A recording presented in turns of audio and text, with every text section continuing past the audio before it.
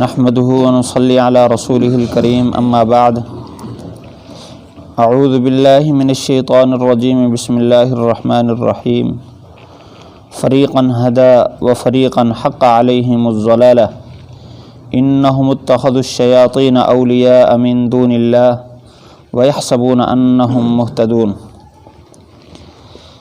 ہر زمانہ میں ایک فریق ہدایت پر رہا اور ایک فریق پر گمراہی ثابت ہو گئی۔ بے شک یہ گمراہ لوگ انہوں نے شیطان کو دوست بنا لیا اللہ کو چھوڑ کر، اور یہ گمان کرتے ہیں کہ یہ صحیح راستے پر ہیں۔ پچھلی آیت میں اللہ تعالیٰ نے پیارے محبوب صلی اللہ علیہ وسلم کو یہ حکم فرمایا کہ آپ ان کو یہ فرما دیجئے کہ میرے رب نے اعتدال کا حکم فرمایا ہے، ہر کام میں اعتدال۔ وَأَقِيمُوا وُجُوهَكُمْ عِنْدَ كُلِّ مسجد، اسی طرح جب نماز کا وقت آئے، نماز کے لیے جائیں تو اپنے چہرے کو قبلہ کی طرف رخ کر کے اپنے دل کو بھی اللہ کی طرف متوجہ کر کے نماز پڑھیں، اور کوئی بھی دین کا کام کریں اللہ کی رضا کے لیے کریں۔ اگر اسی طرح زندگی گزاریں گے تو جیسے یہ دنیا سے رخصت ہوں گے ویسے ہی یہ قیامت کے دن کھڑے ہوں گے۔ اس کے بعد اب مذکورہ آیت میں فرمایا اس حکم کے بعد بھی لوگوں کے دو گروہ ہو گئے۔ ایک گروہ تو صحیح راستے پر چلتا رہا، فریقاً ہدا، اور ایک گروہ وہ تھا جن پر گمراہی ثابت ہو گئی۔ یہ جو ہدا اور ضلالہ ہے، یہ حقیقتاً یہ لفظ بولے جاتے ہیں سفر کے لیے۔ ہدا کہتے ہیں جو صحیح رخ پر جا رہا ہو، ضلالہ کہتے ہیں وہ جو راستہ گم ہو جائے۔ جو صحیح راستے پر جا رہا ہو، یہ قدرتی بات ہے، طبعی بات ہے کہ اس کا دل سکون میں ہوتا ہے اور وہ امید لگائے ہوتا ہے کہ میں اپنی منزل کو پالوں گا۔ اور جو آدمی راستہ بھٹکا ہوا ہو، اس کو پتہ نہ ہو کہ کون سا راستہ جا رہا ہے، اپنی عقل پر زور دے کر بغیر کسی سے پوچھے یا دیکھا دیکھی لوگ ادھر جا رہے ہیں وہاں چلتا چلا گیا، اس کے دل میں اضطراب ہوتا ہے، پریشانی ہوتی ہے، وہ اس کو پتہ نہیں ہوتا کہ میں منزل کو پالوں گا یا نہیں۔ اسی طرح یہ جو دین کا راستہ ہے، اس میں بھی جو صحیح راستے پر چل رہا ہو، اللہ کی طرف سے اس کے دل پر سکون نازل ہوتا ہے۔ وَأَنزَلَ السَّكِينَةَ فِي قُلُوبِهِمْ، اللہ ان کے دل میں سکون اتارتا ہے اور رحمت اتارتا ہے، اور اللہ تعالیٰ ان کے دل میں ایک خاص قسم کی کیفیت اتارتا ہے جس سے وہ ہر وقت لذت محسوس کرتے ہیں۔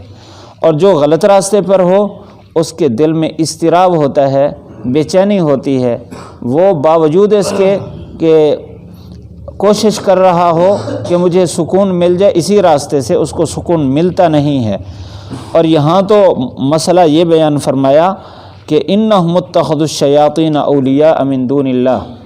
عجیب بات ہے کہ ایک آدمی راستے سے بھٹکا ہوا ہے اور پھر وہ جو اپنا دشمن ہے اسی کو اپنا رہبر بنا لیا۔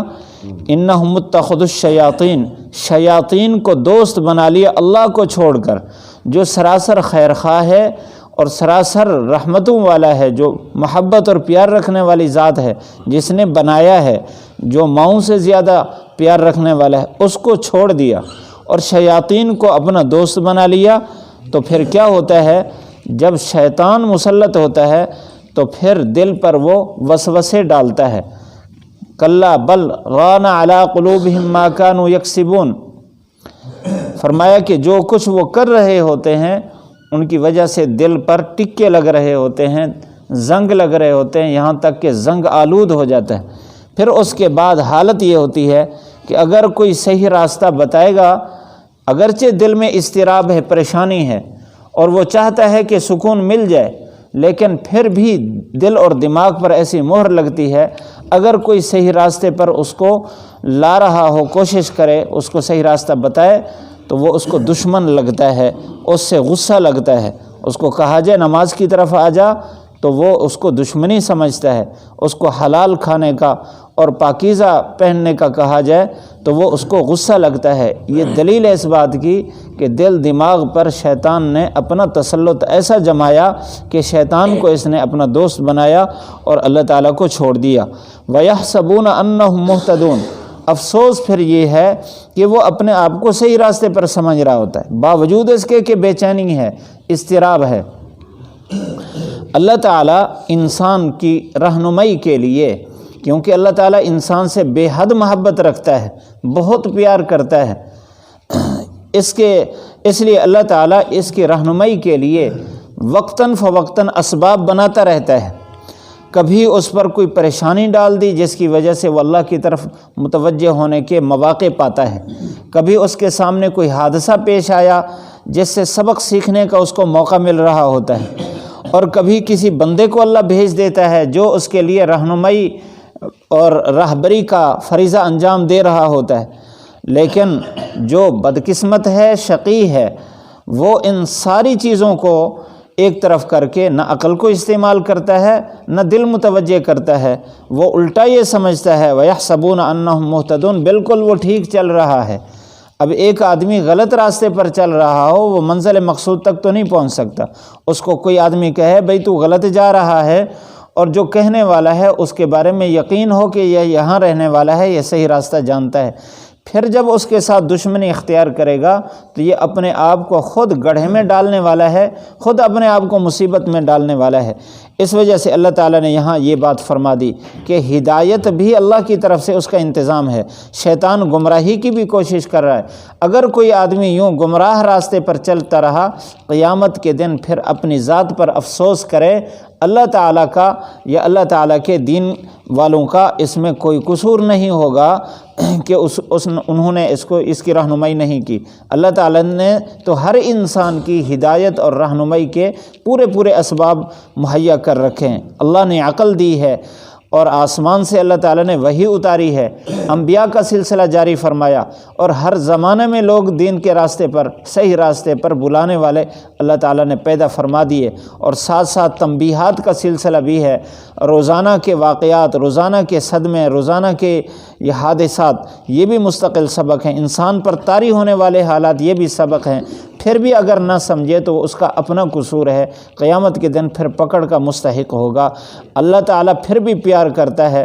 اگر کوئی آدمی آسمان کے کنارے تک بھی اپنے گناہ پہنچا دے اور یہ یقین رکھے کہ میرا رب ہی بخشنے والا ہے، اور دل میں ندامت آ جائے تو اللہ تعالیٰ سب گناہوں کو مٹا دیتا ہے، بخشش فرما دیتا ہے، اور اس کو اپنا قریبی بنا دیتا ہے۔ اللہ تعالیٰ ہم سب کو عمل کرنے کی توفیق نصیب فرمائے۔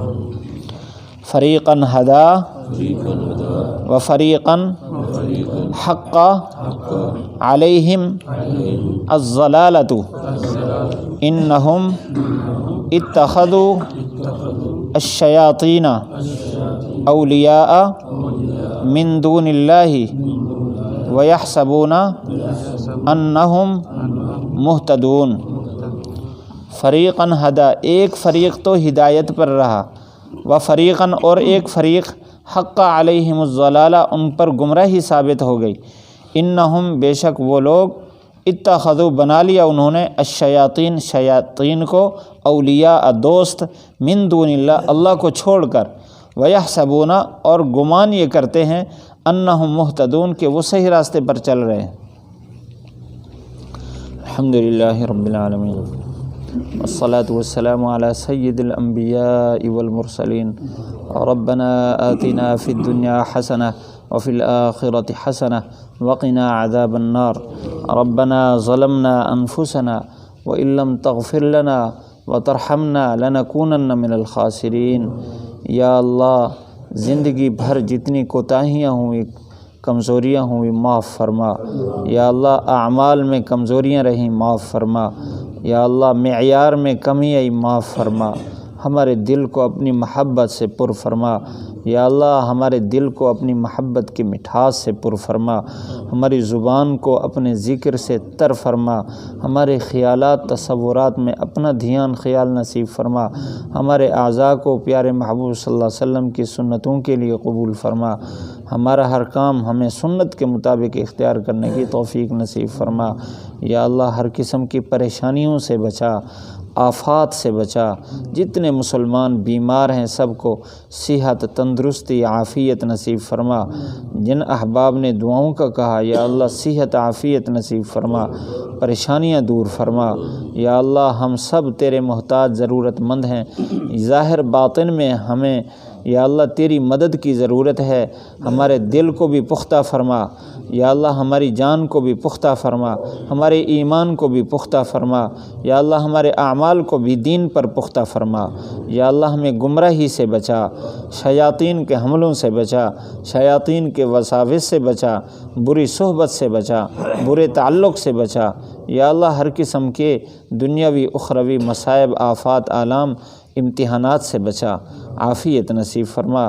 ربنا آتنا فی الدنیا حسنہ وفی الآخرۃ حسنہ وقنا عذاب النار، وصلی اللہ تعالی علی خیر خلقہ محمد وآلہ وصحبہ اجمعین۔